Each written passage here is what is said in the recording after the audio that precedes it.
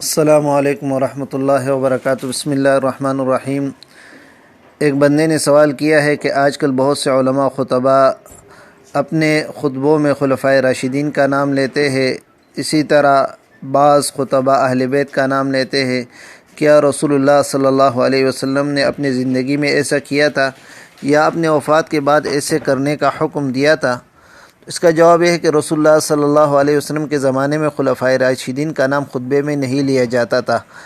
اس وقت ظاہر ہے کہ یہ حضرات خلیفہ بھی نہیں بنے تھے، نبی علیہ السلام نے اس کا حکم بھی نہیں فرمایا، اس لیے خطبہ میں خلفائے راشدین کا نام لینا نہ فرض ہے نہ واجب ہے، لیکن بہتر ہے، اور ایک زمانے سے علماء اور صالحین کا اس پر عمل رہا ہے۔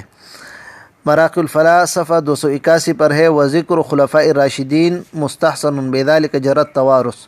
خلفاء راشدین کا ذکر کرنا خطبے کے اندر یہ مستحسن ہے، اور اسی پر توارث جاری ہے نیک لوگوں کا، علماء کا۔ خلفاء راشدین کا نام لینے کا سلسلہ یہ کب سے شروع ہوا؟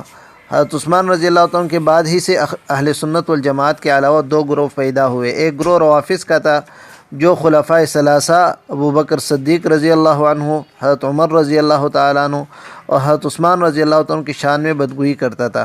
دوسرا گروہ ناجیہ کا تھا جو حضرت علی رضی اللہ عنہ اور اہل بیت کو برا بھلا کہتا تھا۔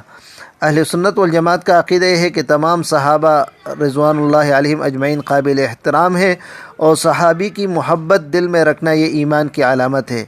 اہل بیت بھی ہمارے چشم کے چراغ ہے، اس لیے خاص طور پر خطبے میں خلفائے راشدین اور بعض اہل بیت کا تذکرہ کرنے کا سلسلہ اس وقت سے شروع ہوا تاکہ تمام صحابہ کی عظمت دل میں قائم ہو، اور لوگ جو سوء اعتقاد اور فکری آوارگی کا شکار ہے یا ہو رہے ہیں یہ اس سے محفوظ ہو جائے۔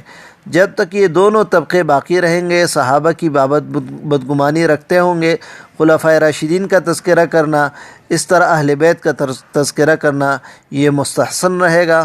واللہ تعالی اعلم بالصواب۔